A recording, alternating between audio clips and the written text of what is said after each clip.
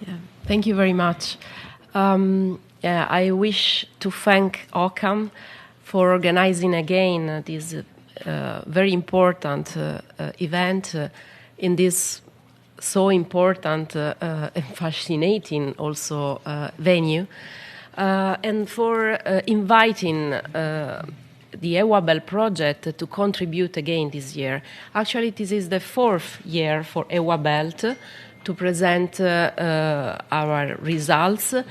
And since we are 1 year and a half, more or less, to the end of the project, this year really I'm delighted to share with all of you the important achievements that we obtained so far. So first of all, I would like to say a few words about the project. This is the overall project of EWABELT. This is to develop food production systems promoting sustainable intensification in different countries in East and West Africa. We are working in Ethiopia, Kenya, and Tanzania, and for the West African region in Burkina Faso, Ghana, and Sierra Leone. And most important is that we want to realize an interregional African belt to promote sustainable intensification by assessing and exchanging best practices and experiences among these different contexts. So sustainable agriculture intensification is a core topic in EWABELT. That means that we want to achieve, according to the FAO definition, production systems and crop management technologies that increase productivity without adverse effects in both human and environment. Why sustainable intensification is so important for African farming systems, and especially in the sub-Saharan African system where EWABELT is working. These countries are facing a huge yield gap. For example, in the map, is showing the yield gap in rain-fed maize in sub-Saharan African countries that, as you can see, can achieve up to 10 tons per hectare of gap, so the difference between the potential yield and the actual yield. This means that you need to really cultivate 10 times land to obtain the same amount of yield. And this is obtained also very often with a mismanagement, inappropriate management of resources and also inputs. Like the use of pesticides is very often the supply is not timely done with inappropriate amounts, and also, as you can see in the picture, using without any health security device. Causing very important health problems to farmers using these pesticides. So the role of AI for sustainable intensification. So we know that artificial intelligence in agriculture is used mainly for crop yield prediction and price forecasts, for intelligent spraying, predictive insights, crops and soil monitoring, disease diagnosis. And especially for EWABELT is working on crop yield prediction and increased productivity, and for the disease diagnosis especially. So at the global scale, the common application of AI are especially the predicting factor for 40% harvesting, 31% with robotics especially, and advanced care of crops about 30%. So as all the other speakers before me have highlighted, there are a lot of opportunities also in this interlink between artificial intelligence and African agricultural systems. To increase productivity and resource efficiency, like precision agricultural systems, for market connectivity, but also job creation. So this issue about attracting youth to agriculture and addressing the critical issue of job creation in Africa. But there are a lot of challenges as well. Limited access to advanced technology and inadequate infrastructures for rural communities, the digital divide, the limited availability and quality of data, and insufficient proficiency of agricultural stakeholders, particularly in rural communities. So a lot of ethical concerns that are emerging from these challenges. These are only two of the many ethical concerns. So the data privacy and also the potential for technology-induced job displacement. Really, it's very important. There is a strong debate in the international community to try to develop ethical AI practices through fairness and bias mitigation, inclusivity and accessibility, human-centered design, capacity building and training, continuous monitoring and assessment, education programs, and cultural sensitivity. This is very important, and the EWABELT is working a lot on this respect.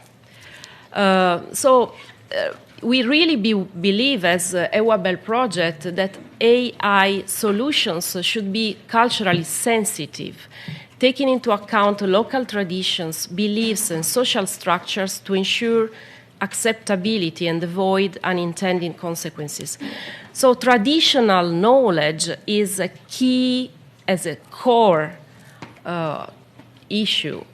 We should valorize traditional knowledge to inform and feed the development of AI solutions. This is really one of our goals within EWABELT.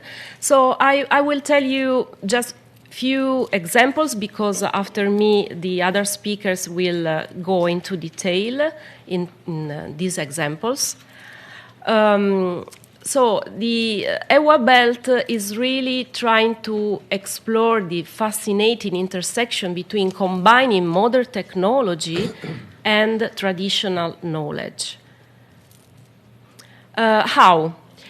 We are working, as I already told you, in 6 African countries, over 30 farmer field research units, which are these dialogue platforms gathering different kinds of stakeholders, scientists, farmers, practitioners, advisors, and other key stakeholders, in processes of co-learning, co-creation, and hybridization of knowledge.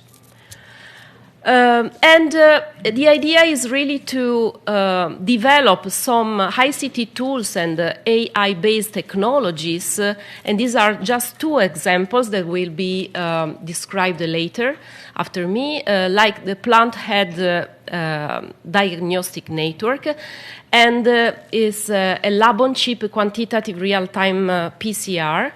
Both of them are early warning systems for detect plant pathogens. The idea is really to develop this kind of systems, integrating them, especially the plant head network, with traditional knowledge. Plant head network especially is a system where images are collected and the diagnosis is provided to users, especially farmers, together with solutions. And the images are feeding an AI machine learning system. The solutions that are provided for crop protection are emerging from the discussions within the farmer field research units. And for example, one of the solutions are being developed through the promotion, the innovation of traditional knowledge. For example, the case of biopesticide that the ACRA team is working on, and they will present later on about the Cassia nigricans base extract example. And also the NUS, the neglected and underutilized species, are very important for us, are a core business of the EWABELT project.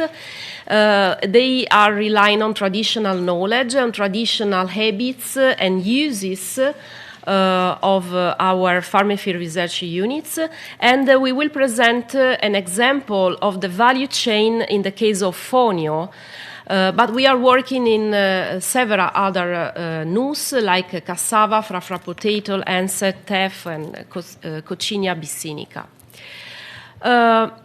So these are our examples. So I really hope that our EWABELT achievements, that all the conference participants will appreciate our stories and our experiences, and that you will help us to support the replication and the enhancement of our impacts in this development of the virtual belt between West and East Africa, but also beyond this.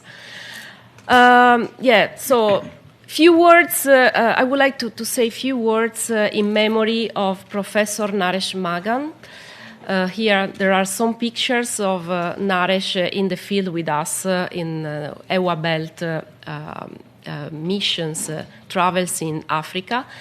Professor Naresh Magan passed away last year after a short illness. He belonged to the staff of Cranfield University and was leading a very important task in EWABELT on the post-harvest technologies to reduce losses of products after harvest. He was a distinguished and outstanding scientist at international level, extremely well known. His passion in his subject was really infectious, and we really miss him. So, Naresh, rest in peace.